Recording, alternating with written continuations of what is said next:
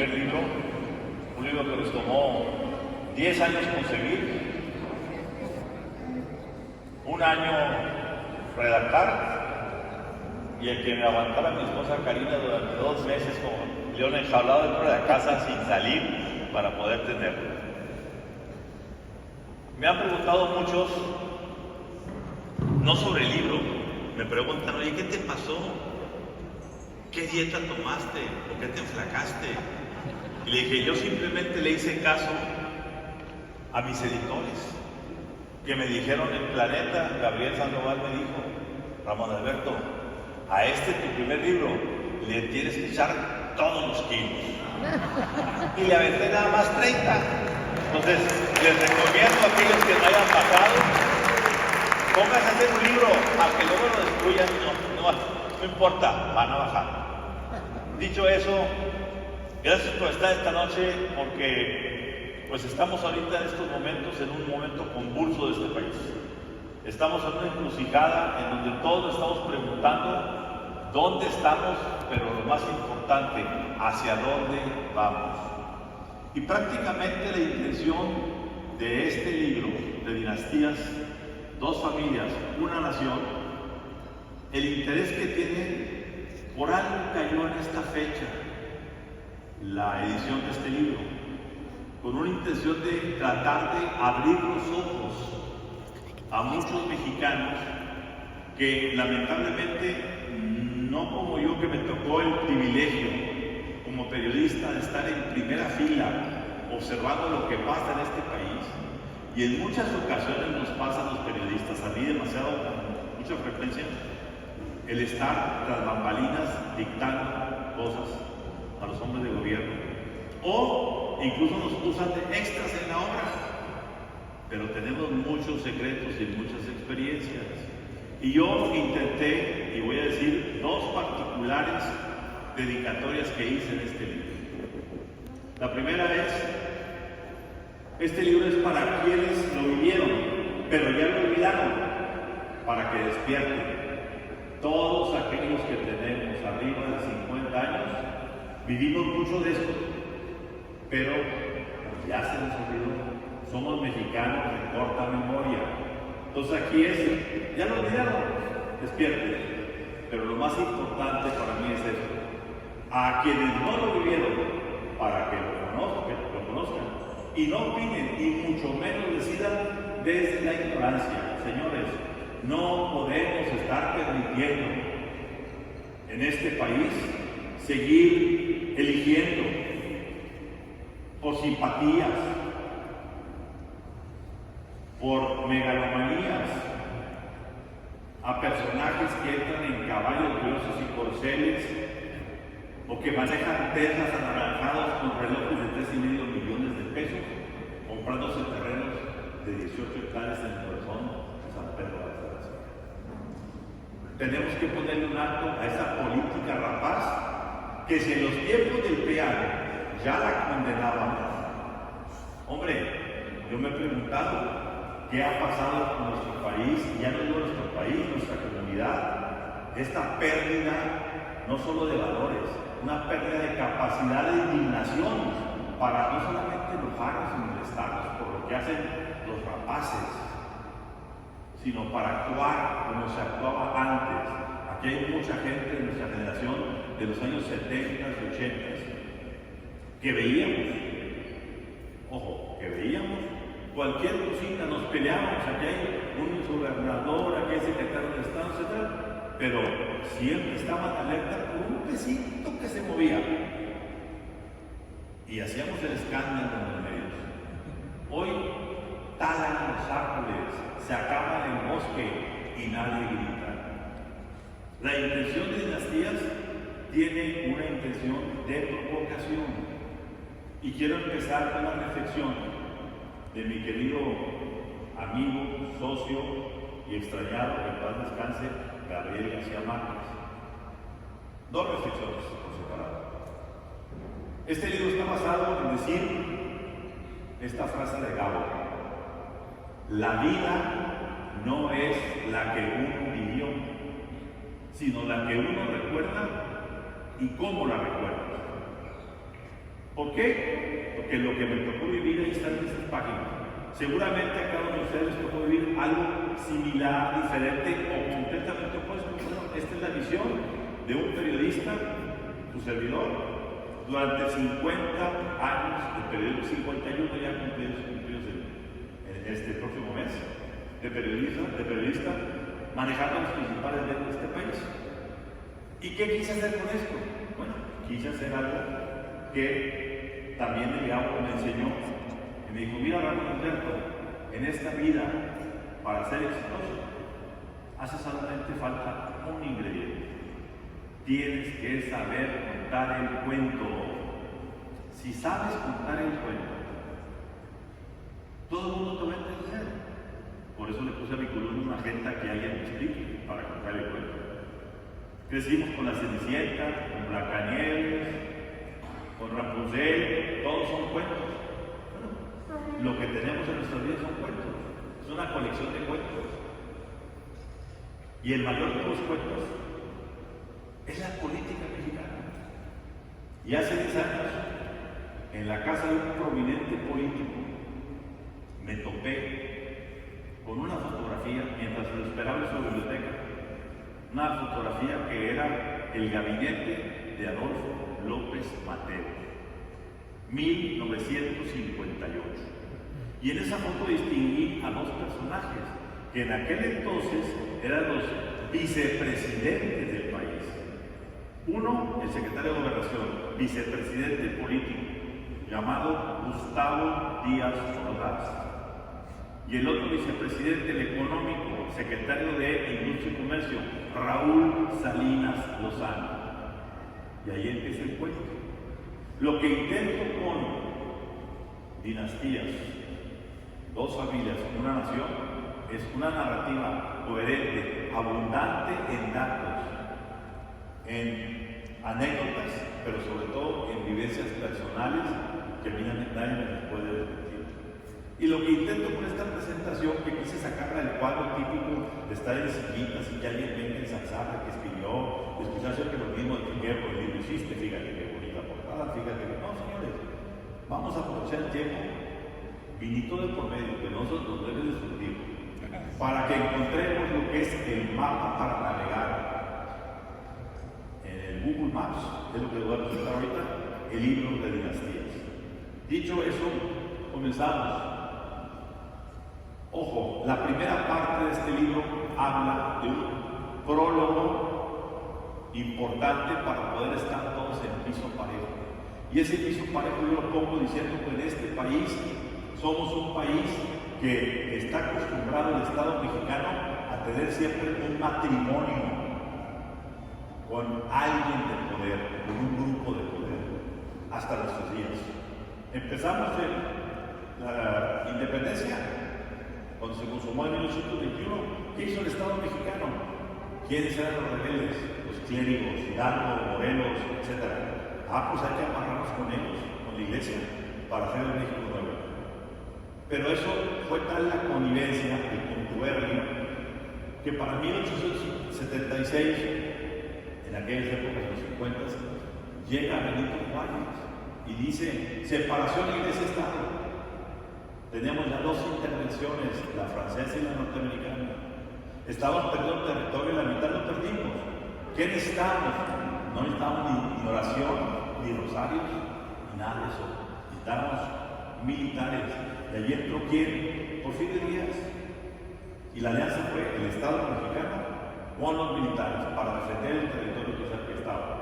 Hasta 1929, que nació el famoso Partido Nacional Revolucionario, el ahora PRI. Pero esa alianza fue no con la política, fue con el capital, fue con el dinero.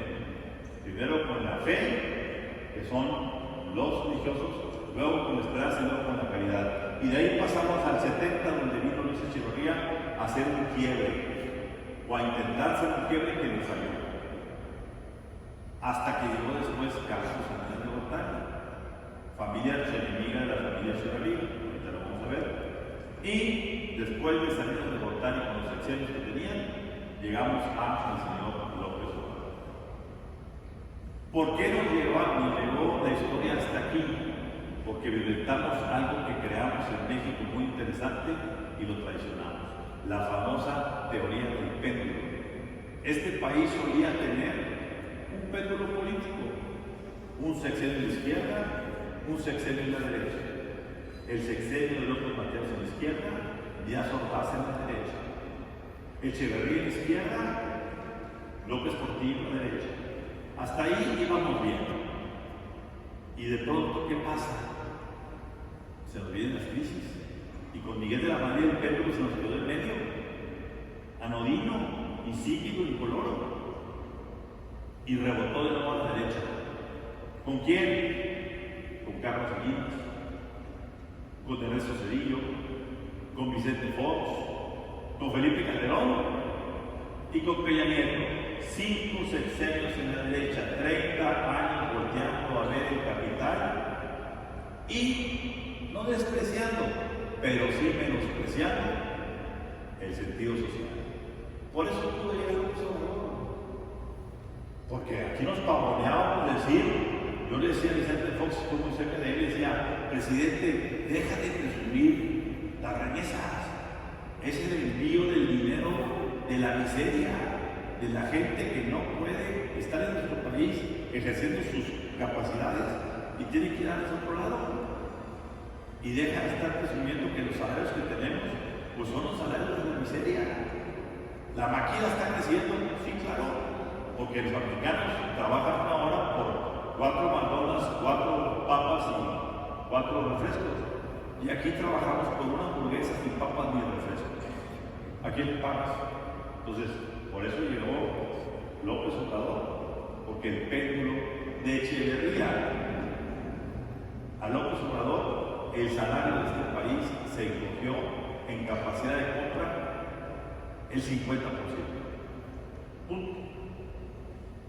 Digan lo que digan, hagan lo que hagan. A ver, esta parte no les voy a estar diciendo todo el libro, porque después, aunque algunos ya lo compraron, mejor les voy a decir por dónde empezar a navegar. Primeros capítulos, hay que vender. Lo que nadie sabe es de que este país ha sido gobernado por 4 espías de la CIA. No es un cuento. Esto está acreditado en los archivos de la CIA y en 3 libros escritos por directores de la CIA. López Mateos, Gustavo Díaz Ordaz, Luis Echeverría y López Portillo, antes de ser presidentes de México, estuvieron al servicio de la CIA, bajo un manto protector llamado Proyecto Nintendo, que es el código así como secretos de espías. Ahí está documentado en la CIA. Y vean el libro, ahí viene, ahí lo van a ver. Entonces, el país comienza por esto también, el México moderno, por una alianza curiosa con Estados Unidos, de presidentes que van escalando, porque tenían una relación con el director de la CIA en México que los ponía en pie hacia allá. Pero, ojo, este cuento comienza en 1958, cuando estos 2 personajes, repito, el señor Gustavo Díaz Ordaz, secretario de Gobernación, y el señor Raúl Salinas Lozano, secretario de Industria y Comercio. ¿Por qué era poderoso el secretario de Industria y Comercio? Bueno, eso ya lo sabemos. Industria y Comercio, ¿por qué? Porque en aquella época no había tratado de comercio. Y el señor Salinas Lozano le dio una firma para autorizar todos los precios en este país, todas las importaciones, todas las exportaciones. Era un príncipe económico. Aquí hay muchos economistas, ¿no, mi queridos Sócrates? ¿Y qué era eso en aquella época, secretario de Industria y Comercio? Ser príncipe económico. Bueno, pues estos 2 vicepresidentes entraron en una disputa por ser quién iba a ser el siguiente presidente después de Díaz Ordaz, la famosa sucesión de López Mateos. Y los americanos dijeron, en nuestra oportunidad, sus aliados de la voz de Lozano era Ortiz Mena. el secretario de Hacienda. Ortiz Mena, Donald Ortiz Mena. Y los Estados Unidos, ¿qué decían los Estados Unidos? Por fin llegó un hombre de Harvard al gobierno.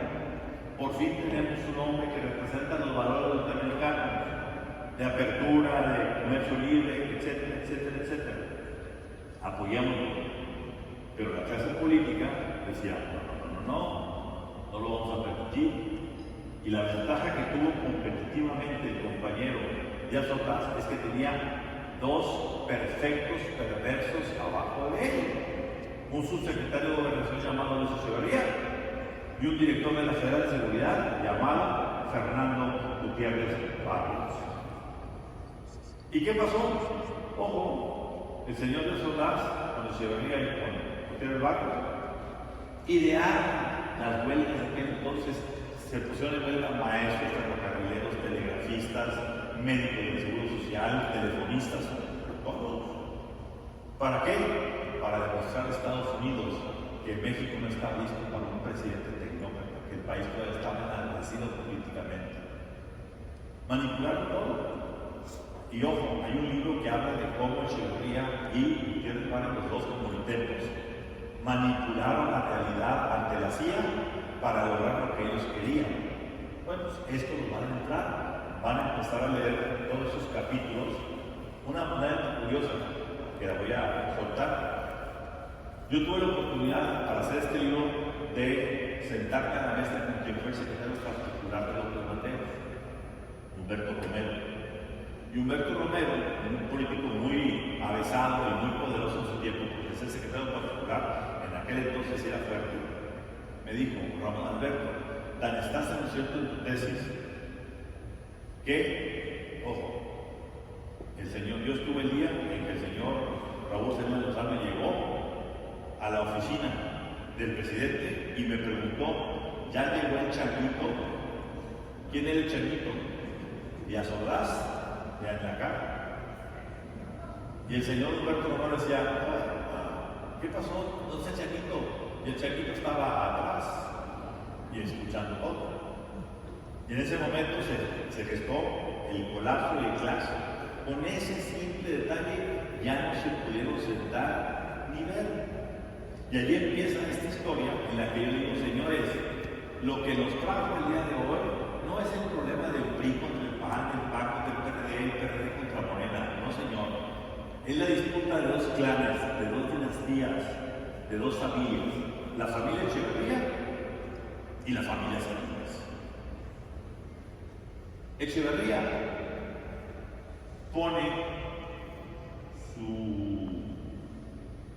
Echeverría va a manipular, porque cuando gana esos gastos lo convierte en el secretario de Gobernación. ¿Y qué es lo que hace el señor Echeverría? De la mano de Gutiérrez Barrios. Fabrican Tlatelolco. Recuerden que en el 68 estaba el macartismo en el mundo y todo el mundo estaba diciendo, ahí vienen los comunistas, ahí vienen los comunistas. Y Echeverría y los Ordaz dijeron, vamos a crear un ambiente que la gente crea que vienen los comunistas y que se apoderaban de los universitarios, que eran naturales y inconformes. Pero manipularon tanta situación que de nuevo Echeverría fue el que se quedó con el poder y se volvió presidente. Y al momento de llegar al poder, ¿qué pasó? Esa banda presidencial maldita que cambia a cualquiera. Aquí tenemos a Carlota Vargas, que ha tenido en sus manos esa banda presidencial, que fue la responsable de transferir esa banda presidencial de Carlos Salinas a Cedillo. Y yo, ojalá un día nos contara qué se siente tener ese pedazo de tela que parece ligero, que es muy pesado y sobre todo que tiene una maldición. Te cambia. Bueno, ya solo un día después de que ya estaba con la banda Echeverría, dijo, mi gran equivocación fue haber nombrado a Luis Echeverría candidato de la presidencia, porque ahí se acabó todo. ¿Qué hizo Echeverría? Y ahí empezó la historia negra de este país. El señor se comenzó a pelear, se comenzó a destruir la mesa del poder en México. En todo el mundo, cada país tiene su mesa del poder. Los americanos tienen una mesa del poder que tiene a los armamentistas, a los que fabrican armas, a los de la tecnología en Silicon Valley, a los de Wall Street, a los del Departamento de Estado. Es decir, 5 o 6 grupos que sostienen la mesa del poder. En México era muy simple. La mesa tenía 3 tablas. La iglesia, los militares y los empresarios. Fe, esperanza y caridad. La Santísima Trinidad. Pero Echeverría llegó y se empieza a pelear con todos y le dice a la iglesia: iglesia, no me gustas.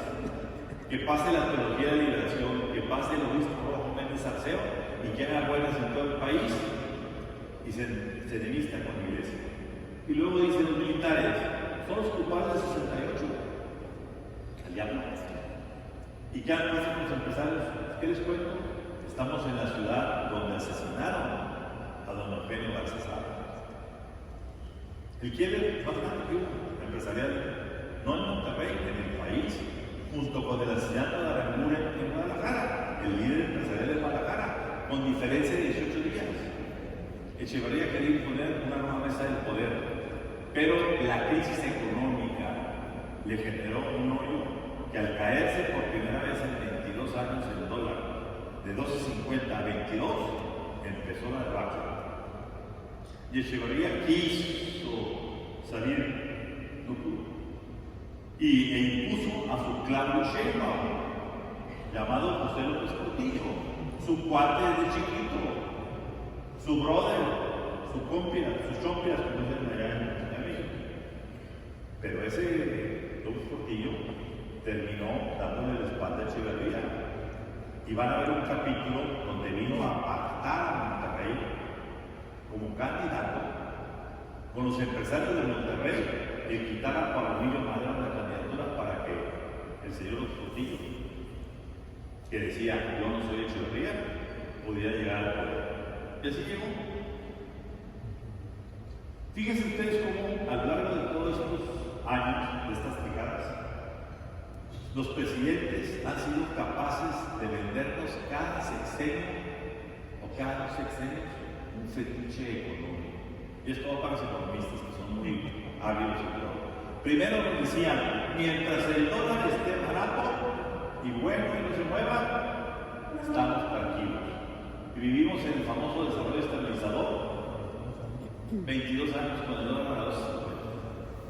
Y se devalúa en el 76. ¿Y qué pasa? Llega López Portillo. ¿Y qué dice López Portillo? Hey, señores, no se preocupen por el dólar.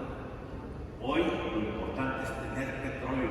Hay que aprender a administrar la abundancia. Vamos a tener dólares por mayor, porque hay mucho petróleo aquí abajo. Y al fin del sexenio se le desploma el petróleo, se desploma la economía y tiene que estatizar la banca. Y llega Miguel de la Madrid y te dice: hey, señores, ni el dólar ni el petróleo, es la bolsa de valores. Y nacen Carrasillín, Roberto Hernández, Hart y toda la ralea de la llamada mafia del poder, y así la bautizó López Obrador con su libro. Y la bolsa de valores. Pero a Miguel de la Madrid se le desfonda la bolsa de valores. ¿Por qué? Porque hubo un colapso mundial en el 87. Y todos los que habían invertido en los valores se quedaron en paños menores.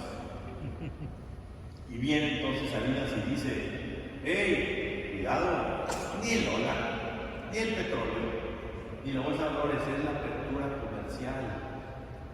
Y tengo que decir que de paso fue lo más acertado. Con el gobierno que tenemos hoy, si no hubiera sido por esta decisión que es vigente, que no ha podido ser repasada por otra cuestión, no estaríamos aquí sentados todos gustando y platicando. Hoy nos sostiene la apertura comercial que nos da 550 mil millones de dólares de comercio. Ningún otro grupo, bloque económico en el mundo tiene lo que tiene México, Estados Unidos y Canadá. Y de aquí nada más salen 550 mil millones. Para ser el principal socio hoy del país más consumista y consumidor del planeta. Pero eso fue obra de Carlos Salinas, hay que reconocerlo. Pero de ahí llegó López Obrador y dijo: señores,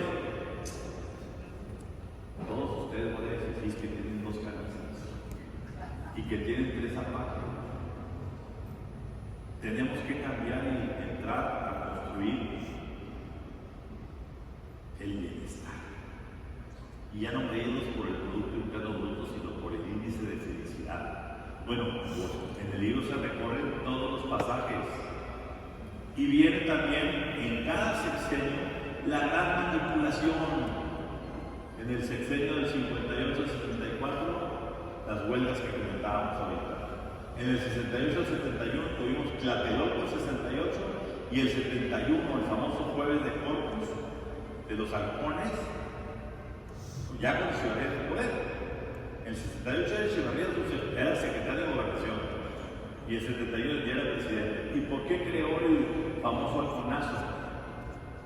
Porque odiaba a un neoleonés de nombre Alfonso Martínez Domínguez, que en ese momento era el jefe del gobierno, que llamábamos regente de la Ciudad de México. Pero con Martínez Domínguez, habiendo sido el presidente del PRI en la candidatura de Echeverría, y le dijo a Díaz Ordaz: te equivocaste, rectifica, y no rectificó Díaz Ordaz, Echeverría le agarró, como dicen en el rancho, le agarró mina a Martínez Domínguez. Le creó el 71 y lo mandaron al congelador. Ojo, van a estar viendo ustedes en cada sexenio, lo pongo en cada entrada, dónde estaba cada familia, la familia Echeverría y la familia Salinas, en cada sexenio, algunas veces a la alza, otras a la baja. Pero cuando un clan como el clan Echeverría llegaba, los Salinas eran enviados fuera a la congeladora. Y cuando llegaban los Salinas, el grupo Echeverría era mandado a la congeladora. Entonces, ¿qué pasa? 68-71, el halconazo. ¿Qué pasa en la época neoliberal? Pues pasa el famoso Pemex Internacional, que es una entelequia creada para desviar fondos petroleros, el Tratado de Libre Comercio y FOBAPRO, el famoso FOBAPRO, el rescate no de la banca, de los banqueros. Y ahorita la hermosísima situación que estamos viviendo de la creación de una nueva industria de este país, la industria del pachuco, la que revelamos en Código Magenta, en una serie de 12 o 14 reportajes con todas las fotografías que revelamos y que hoy es el centro y el epicentro del debate para la campaña presidencial. Xochitl trae por todos lados. ¿Por qué? ¿Qué hicieron con esto? ¿Qué crimen se está haciendo?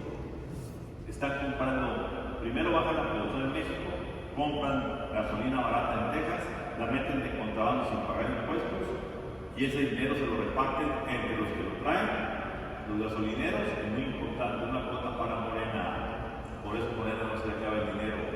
Y están los testimoniales de líderes de Morena diciendo: yo mandé 500 millones a la campaña de Tamaulipas con Américo Villarreal y de Sinaloa con Rubén Rocha. Es decir, dinero mal habido de gasolinas compradas en Estados Unidos, hoy sostienen las partidas del poder. Yo le llamo eso Guachipemex. Es la nueva industria que tenemos, Guachipemex. Es la gran manipulación que estamos viviendo. Ojo, en el libro también describimos que quien se adueña de los 3 oros de México es el país. ¿Cuál es el primer oro? El oro amarillo, que es la tortilla, el maíz, con azúcar, y con azúcar surtiendo otros. ¿Dónde han estado los grandes escándalos de este país? En las épocas de Raúl Salinas, recientemente ahora en las épocas de Segalmex con Nacho Valle con 15,000 millones de pesos creativos. Bueno, es parte del oro amarillo que se tiene. ¿Por qué? Porque se podrá dejar de consumir todo, menos la tortilla. El segundo oro es el oro negro, Pemex. Cada sexenio se inventa una forma para sacarlo.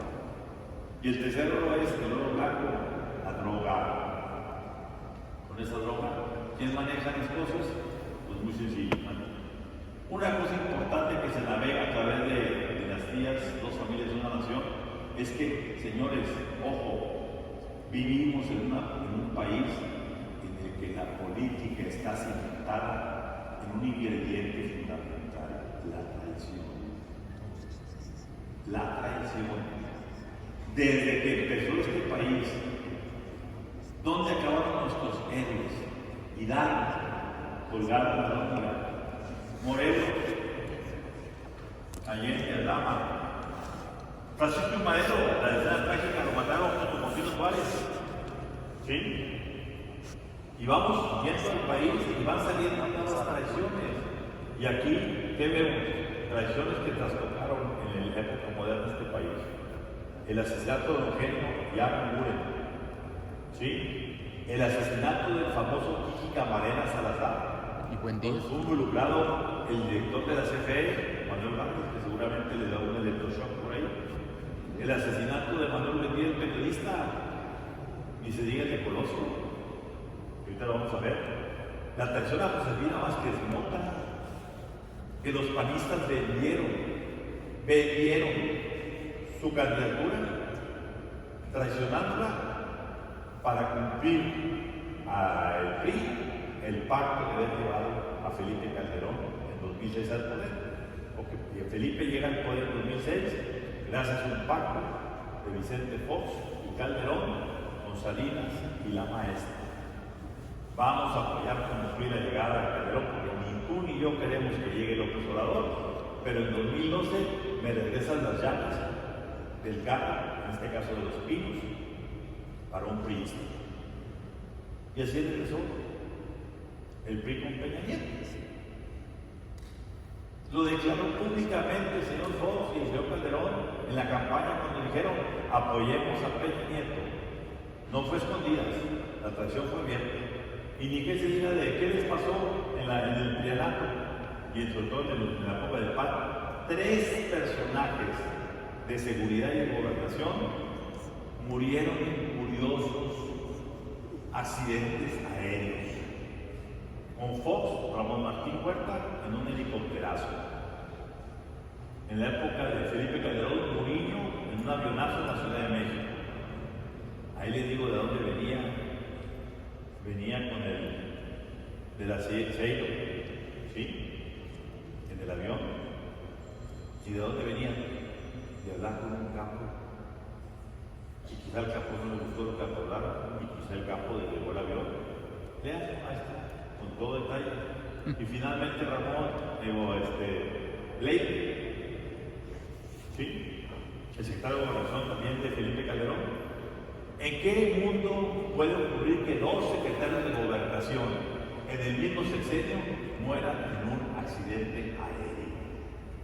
Aquí lo van a saber quién bajó a cada quien y por qué. Ojo, van a ver todo el sacudo que estamos viviendo. Lo vivimos con el PRIAN, con Pemex Internacional, y lo estamos hoy viviendo con el Hueso Pemex. En aquel entonces, mandando petróleo al mercado internacional y agarrando $12 por cada barril.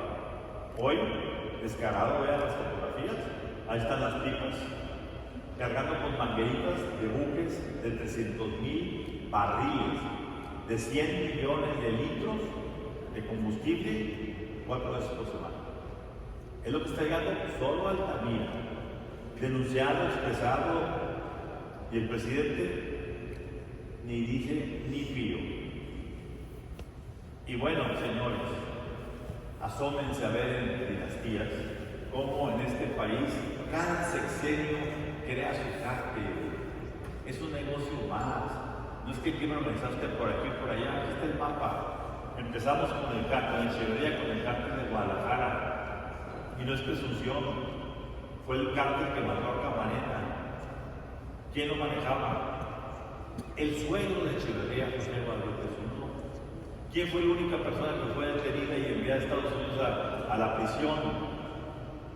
Y allá murió. El cuñado de Echeverría, Rubén Zuno, acusado de haber matado a Camarena. Pero de ahí brincamos al cártel de Tijuana. En los tiempos primero al cártel de Juárez con Don Saltillo, con el Señor de los Cielos, y luego al cártel de Tijuana con Miguel Lamartine, y luego al cártel del Golfo con Carlos Salinas, y luego el cártel de las metanfetaminas con Cedillo y su familia, porque ahí aparecemos la parentela, y luego después de Cedillo con Fox, alguien dijo, no, señores, ya para qué 3 carteles, vamos a hacer solo uno. Y a los 2 meses de entrada Fox se les escapa el Chapo Guzmán. Y por 12 años el Chapo Guzmán es intocable en el mundo panista. Y nada más llega Peña Nieto, lo agarra, lo vuelve a meter a la cárcel y comienza a crearse el cártel Jalisco Nueva Generación. está matemáticamente hecho si se meten a hacer un clavado para que vean que aquí la droga es como Pemex o es como con azúcar. Unos venden tortilla, otros venden petróleo y otros venden droga. Y también siempre, como en todo cuento, para saber contar el cuento, ¿qué tiene que haber? Un Rubén Levín, un malito de la película, ya. Empezamos con Gutiérrez Barrios. Uy, le tengo dedicado en el libro 2 capítulos a este personaje, perverso entre los perversos, pero que terminó muy mal, muy mal. Lo van a ver, porque fue el gran manipulador de este país entre la época de Gustavo de Ordaz y la época de Carlos Salinas, porque Carlos Salinas cometió un error. Para tratar de pactar con la sociología, les dio la Secretaría de Gobernación, y mientras Gutiérrez Barrios fue secretario de Gobernación, cuidado, no hubo nada de problemas en este país. Nada más corrió en enero 7 del 93, corrió Salinas a Gutiérrez Barrios de Gobernación y empezó el desastre para la sección salista. ¿Qué hicieron? Mataron, empezaron a disparar a la mesa de las tres patas de Carlos Salinas. Primero, a la mesa de la fe, matando al cardenal Posadas. Segundo, a la mesa militar, abriendo la guerrilla con Chiapas. Y tercero, matando la estabilidad económica para afectar el sector empresarial con el asesinato de Colosio. Pero bueno, así está hablando Gutiérrez Barrios. Y luego sigue Barrios. Este personaje sí merece un análisis muy fuerte. ¿Por qué? Porque más allá de Carlos Salinas o de López Obrador o del presidente que me diga, Echeverría, lo que sea, es el único mexicano político que ha sobrevivido perfectamente a todos los sexenios y nunca le han hecho nada, sea sexenio tricolor, azul o moreno. ¿Por qué? Van a encontrarse la red.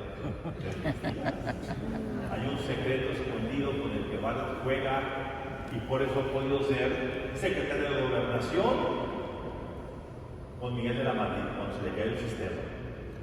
Salinas lo premió con la Secretaría de Educación.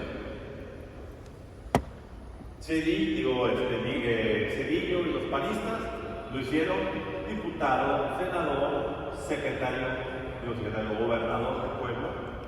Y el señor López Obrador tiene la CFE, que nos tiene a oscuras una parte del país. La pregunta es, ¿qué le debemos al señor Barrios para que siga ahí y sea el intocable de las dinastías? El tercero, el señor García Luna. García Luna es una historia de Netflix, no como la que está ahorita, no. Esa es Alicia en el País de las Maravillas, contra lo que realmente vamos a conocer y saber sobre este señor que se apoderó primero de Fox de manera muy tierna, pero fuertemente de Felipe Calderón. Y ahí viene por qué. El otro se llama Miguel Ángel Osorio, quien fue el que de una forma u otra le dijo al presidente Peña Nieto: desaparece seguridad nacional, yo en Gobernación puedo agarrar las dos. Y nació Jalisco Nueva Generación, la competencia de derecha. Y el más reciente, el señor Ricardo Peralta. El Ricardo Peralta que creó primero en aduanas la venta de todas las aduanas, incluyendo la de Julio Carmona, hermanos de Julio Carmona que lo mataron aquí en el Valle, el Guachicolero Mayor, y Julio Carmona, que era el personaje que permitía que por Reynosa pasaran miles de pipas de combustible que no pagaba el costo. Esa historia ahí empezó. ¿Qué ha hecho AMLO? Ha hecho un cambio en la mesa del poder. Ya no son la fe, la esperanza y la caridad. AMLO se peleó con la iglesia, AMLO se peleó con los militares serios y AMLO se peleó con el empresariado. ¿Quiénes son los cuatro ejes que tienen la mesa del poder del observador? El primero, los militares corruptos. Les está llenando, no les llenó, sigue llenando los bolsillos de demasiado dinero con obras civiles totalmente opacas, sin transparencia. Ya la vimos, están. Dos, la famosa mafia del poder. El señor López Obrador dijo conoce. En México hay una mafia del poder de empresarios. Y listó 30 y tantos. Al frente de ellos, Carlos Slim. No me pregunten hoy quién es el principal constructor de este país. En las obras del Maya, en las obras de lo que quieran. Ese señor Carlos Slim. ¿Qué hizo que el señor, que era la mafia del poder de López Obrador, se convirtiera hoy en el virtuoso constructor de López Obrador y le permitiera que se le cayera en la línea 12 del metro que él construyó y no hubiera ninguna consecuencia? Pues ahí está. Tercero, los cárteles favoritos. Señores, lo que dijo Xochitl Gálvez en el debate del domingo es, como diríamos en otro nivel, es matón. Cuando decimos Badiraguato 6, la oposición 0. Como si fuera un partido de fútbol. ¿Qué significa? 6 veces el presidente ha ido a Badiraguato a saludar a la mamá del capo, del Chapo Guzmán. Y nunca, cuando decimos nunca es nunca, en 5 años y medio se ha contado con la oposición. ¿Eso es un presidente? No, esa es una gente que se gana el término de narcopresidente, porque está recargándose en el crimen organizado para gobernar, despreciando al otro 48% de los mexicanos. ¿Qué tiene algo que decir? Y finalmente, la morena extrema. Hay un grupo extremista de morenistas. Ahí está el personaje de arriba, veanlo en Dinastías. Este de arriba se llama Massimo Modonesi, un italiano extremista que lo que vino a hacer es indoctrinar a un grupo importante, que fue el que terminó desplazando del poder a Alfonso Romo, a Julio Scherer, a Olga Sánchez Cordero, a Alfonso Durazo, a Tatiana Cloutier. Entonces, la gente que podía hacer algo por este país fue desplazada porque este señor trae la idea gracchiana italiana de aquel filósofo que decía que para poder cambiar un país tenemos que destruirlo total y completamente. Si no, dejamos un ladrillo, una semillita, vuelve a surgir la maldad. Entonces, en eso estamos, en la destrucción. Y termino rápidamente con 2 frases importantes que para mí son el epicentro. Bueno, una es el epicentro del libro, la otra es posterior. ¿Qué es esta? Cuando me dicen, oye, ¿y no traes tú yo una teoría de conspiración? Porque yo insisto en que la famosa corriente democrática, y lo pruebo, fue producto de que el señor Echeverría se dio cuenta de que Miguel de la Madrid iba a poner a Carlos Salinas, el archirrival de la familia de su papá, digo, de Pedro de Echeverría. ¿Y qué hizo? Dijo, no, ya no voy a aguantar esto. Y llamó a Cuauhtémoc Cárdenas y a Porfirio Muñoz Ledo. Y les dijo, señores, vamos a crear la corriente democrática, ya no somos el PRI. Porque además, ¿qué es el PRI? El PRI son 2 sindicatos. El sindicato petrolero que tiene dinero y el sindicato de maestros que mete los votos. Y los 2 líderes, llamados Joaquín Hernández de Alicia Lequina y el líder de los maestros, Jesús Barrios, estaban del lado de Echeverría. Señores, Cuauhtémoc, el hijo del prócer Lázaro Cárdenas, unido con los sindicatos y con Echeverría, nos vamos a quedar con el país. Y estuvieron en nada de quedarse. Por eso una de las cosas que tiene sobre Barrio es la caída del sistema. ¿Y qué pasó después? Pues cuando salió Salinas y viene la sucesión, viene Colosio. ¿Y qué dice Hugo Echeverría? Ya esto es el foro. Bueno, yo fui el periodista con el que Carlos Salinas de Gortari rompió el silencio en Dublín. Se fue al exilio, lo sacaron. Ahí viene toda la historia, se van a reconciliar. Son 400 páginas de libro lleno de carnita, pero sobre todo de anécdotas que nadie ha contado. Estaba en el exilio y ¿qué pasó? Muy sencillo. Dijo, ahora sí, vamos a romper el silencio. Y me dio a mí la entrevista exclusiva para romper el silencio. ¿Y qué me declaró? Me dijo, la nomenclatura del PRI me mató a Colosio. Es decir, la parte perversa del PRI me mató a Colosio. No dijo los nombres, pero acto seguido dijo, y cuando yo llegué a los Pinos para buscar el reemplazo de Colosio, ya estaba Luis Echeverría pidiéndome un candidato. Y empezó la conflagración, que la van a conocer toda a detalle dentro de Dinastías. Pero lo más importante es que semanas después de que Salinas me diera esa declaración, buscó a Francisco de Paula León, un personaje empresarial, pero también muy intelectual, que tenía una revista llamada Conciencia Mexicana. Y esa Conciencia Mexicana, esa revista, le hizo una entrevista, le hizo Francisco de Paula. Y de toda la entrevista yo rescato un párrafo que es el donde se confiesa lo que hizo Echeverría. Es el siguiente, ojo, textual, lo que dijo Echeverría en esa entrevista. Realmente nuestro partido fue víctima de una persecución desde el interior de las altas esferas oficiales, en donde se pensó que debía ser sustituido por otro organismo, por otro partido supuestamente solidarista, cuyos fines obedecían a intereses personalistas y de un pequeño grupo compacto, y hasta de intereses familiares y nepóticos. Afortunadamente esta maniobra fue frustrada por algunas fuerzas al interior de nuestro partido y ahora es reencauzado hacia sus metas históricas. Para los que no sepan inglés político mexicano, se los voy a traducir. Realmente nuestro partido, el PRI, fue víctima de una persecución desde el interior de las altas esferas oficiales, la presidencia, donde se pensó que debía ser sustituido por otro organismo, por otro partido supuestamente solidarista. Salinas quiso imponer por encima del PRI el Partido Solidaridad, cuyos fines obedecían a intereses personalistas de Salinas y de un pequeño grupo compacto: Córdoba, Camacho, Aspe, todo el grupo Salinas, pero y hasta de intereses familiares, don Raúl Salinas Lozano, y nepóticos, Raúl Salinas de Gortari. Fíjense esta frase que es realmente matona, dicha por Echeverría. Afortunadamente esta maniobra fue frustrada por las mismas fuerzas al interior de nuestro partido. ¿Cómo fue frustrada? Matando al candidato. Él lo está diciendo. Esto ya había pasado con aquel entonces, estaba el señor de Cedillo.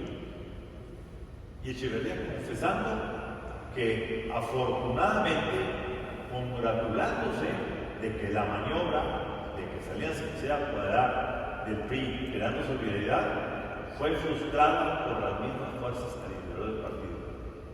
Señores, a confesión de parte, riesgo de prueba. Y al que dude cómo está la genética actual, pues el actual gobierno es un gobierno de Echeverría. Levanten la mano, ¿quién sabe aquí? Tú no, compadre, pero tú sí sabes todo. ¿Quién es Jorge Nuño, el actual secretario de la SEDAT? Se llama Obras Públicas. ¿Qué es? ¿Cómo se llama? El secretario de Infraestructura de Telecomunicaciones y Transportes, que era Obras Públicas de antes, el gran presupuesto, se llama Jorge Nuño. Y yo les pregunto, ¿quién es Jorge Nuño? Y ustedes no tienen por qué saberlo, porque muchos de ustedes no tienen ni siquiera nada. Pero yo les puedo decir que Jorge Nuño es el hijo del secretario particular de Luis Echeverría durante 50 años hasta su muerte. Es decir, le entregó un paquetote López Obrador al hijo de Echeverría. Bueno, pero no vamos muy lejos. ¿Quién es Ignacio Valle? Este personaje de Segalmex se desapareció 15,000 millones y en castigo le dieron una subsecretaría de Gobernación y ahí está guardado y no en la cárcel. Pues fue el primer hombre que manejó la consumo de Luis Echeverría. Punto. Y si nos vamos a dar más, vamos a encontrar una veintena de echeverristas metidos allí. Y si alguien piensa que López Obrador no piensa como esto, pues hombre, saco de su último libro también de Editorial Planeta, nos tenían todos allí. Esta frase que dice, creo que es la página 115, escrita directamente por el señor Andrés Manuel López Obrador, que dice que es muy difícil evitar un fraude electoral de Estado. A esto se refirió Fox cuando sostuvo que no había podido sustituir bien con el desafuero, pero que se desquitó el 2 de julio. Ojo con esto. También debe tenerse en cuenta que aunque es un hombre muy limitado, Fox, él era ni más ni menos el jefe del Estado, y cualquier presidente en México, por tonto que sea, posee suficientes instrumentos de poder para agraviar e imponer su voluntad. Es decir, si yo como presidente quiero ser tirano, lo voy a hacer. Si yo como presidente quiero poner un gobernador, pintarlo de naranja y mandarlo a buscar la presidencia, lo voy a hacer. Si yo como presidente quiero desaparecer el INE y la INCO y brindarme al Poder Judicial, lo voy a hacer. Lo están diciendo, por tonto que sea, posee suficientes instrumentos de poder para agraviar e imponer su voluntad. Entonces, ustedes van a ver a lo largo de todas las días toda esta dramática historia de poder, de luchas de poder, repito, no es de nosotros los ciudadanos, ni siquiera de los partidos, señores.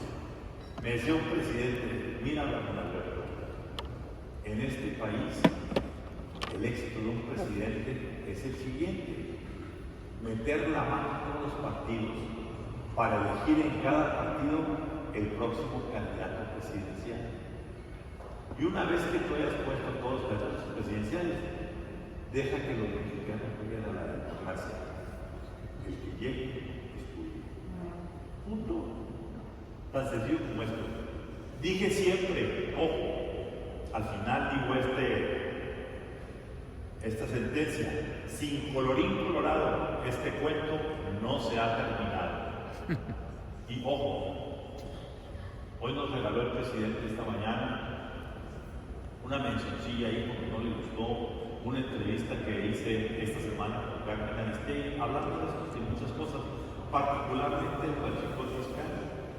¿Por qué? Porque eso va directamente contra Mario Delgado, presidente de Morena y jefe de la campaña de Claudia Sheinbaum. Y quiero que escuchemos lo que esta mañana dijo el presidente para que entendamos. Por cierto, Adelante.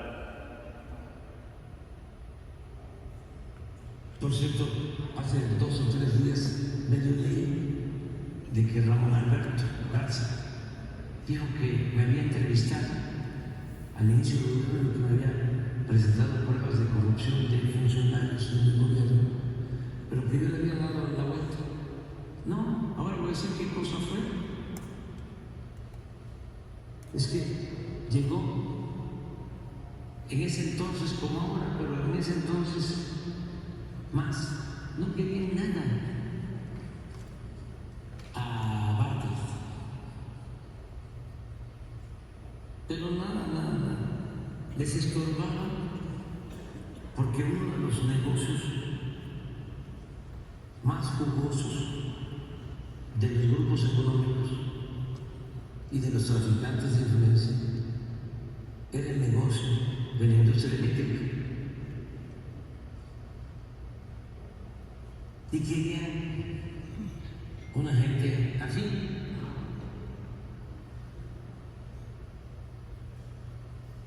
Un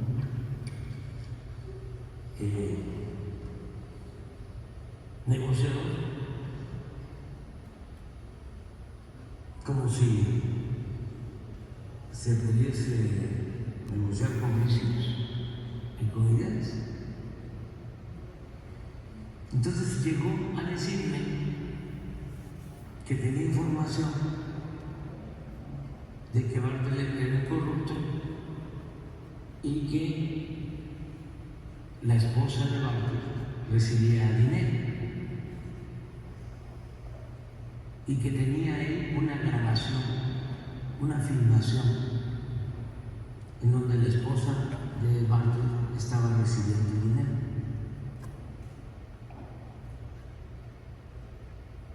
Entonces, como yo no puedo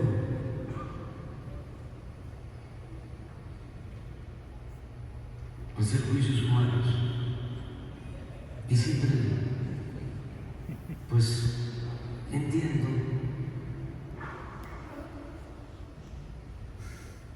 las circunstancias que se azotan para los muchachos del periodismo. No debe haber textos sin contexto. Le dije, ¿por qué no das a conocer los videos?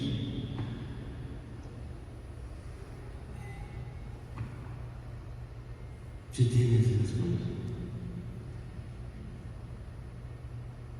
Y ya desde entonces no regresó.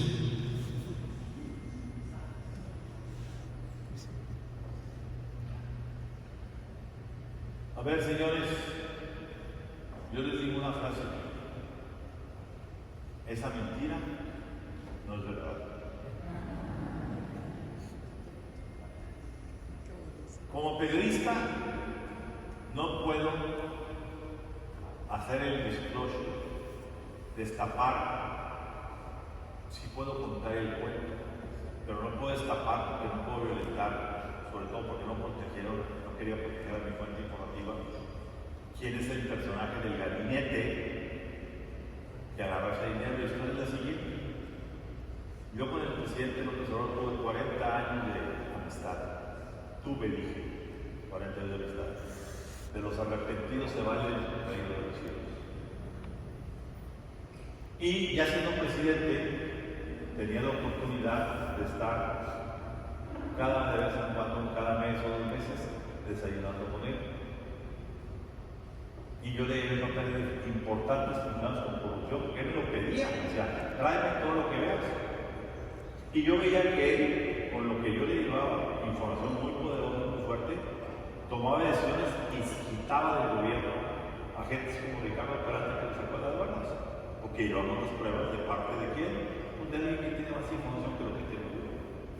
Yo dije, qué bueno, este presidente se escucha.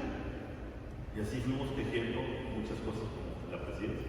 Pero un día, pues llega conmigo un conocido mío y me dice, fíjate qué triste, yo pensé que esto iba a ser diferente, tenía que haber trabajado en el gobierno, gané una licitación, no me pidieron moches ni nada, dije aleluya, por fin llegó un gobierno que no va a pedir moches. Pero un año después, esa institución me dijo, sí vienes por el cheque, pero tienes que dejar un porcentaje en la mesa, cuando él ya había pagado todo a los proveedores. ¿Y qué hizo el amigo? Muy sencillo. Dijo, yo no me voy a ir aquí, tengo que pagarme, porque si no mi dinero que ya pagué en Europa se suma. Pero voy a grabar todo y se lo voy a dar a un periodista para que se lo diga al presidente.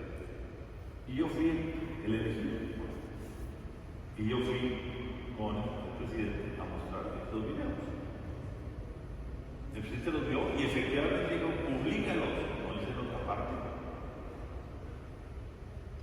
Yo le dije, presidente, lo voy a publicar. Me encanta ver qué medio de comunicación no se engolosina con unos videos de alguien. A ver, estos no eran las ligas de Bejarano, ni eran maletines, eran maletas de ropa llenas de millones de dólares. Y el personaje contando el dinero ante las cámaras durante horas, cada saquillo, para que no le faltara uno. Y cuando me dice, públicalo, dije, encantado, presidente, una sola petición. Mi amigo que te está aportando esto va a figurar como testigo protegido, porque está dando la información y él no quiere no es corrupto.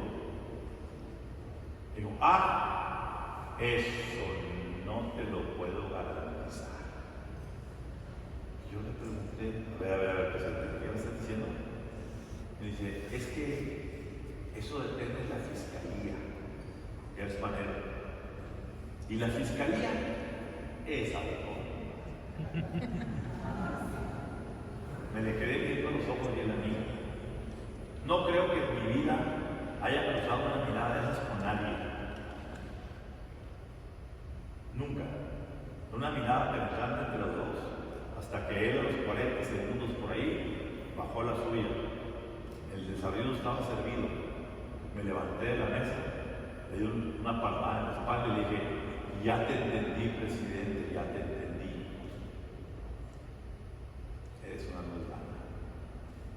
fui de la oficina presidencial. Y desde febrero del año 2020, que fue el incidente, no 2019, en la memoria, no he vuelto a hablar con él. Jamás. Ni me interesa. Porque alguien que traicionó como ha traicionado a este país y a los amigos. A ver, yo lo recordaba de Carmen Aristegui. Un día en el sexenio de Peña Nieto estábamos Gutiérrez Ribó, Carmen Aristegui y un servidor en un Starbucks de San Ángel. Los tres lamentando que por haber dado espacio al candidato López Obrador, a los tres nos había costado nuestro medio de comunicación. Estábamos ideando qué íbamos a hacer para sacar cosas con libertad. Bueno, pues hoy el presidente dejó tirado y abandonado a Gutiérrez Ribó en San Antonio con una gran depresión. A Carmen Aristegui, aquí le dijo la princesa de libertad de expresión y la defenestra cuantas veces puede. A mí no me ha tocado, no sé por qué, hasta el día de hoy y no me tocó. Simplemente recibió lo que dije. Punto. Quizá porque sabe que se habla. Pero ¿qué voy con esto, señores? ¿Dónde va a parar este pleito de dinastías? Somos el único país, y termino para entrar a preguntas y respuestas, somos el único país que puede presumir que tiene 3 expresidentes viviendo con nacionalidad española en la madre patria. Salinas, Calderón y Peña Nieto. Caray, no nos da vergüenza que un expresidente de un país no tenga la libertad de poder pasear entre estos pasillos y que la gente, aún increpándolo, pueda saludarlo, decir algo. Nada.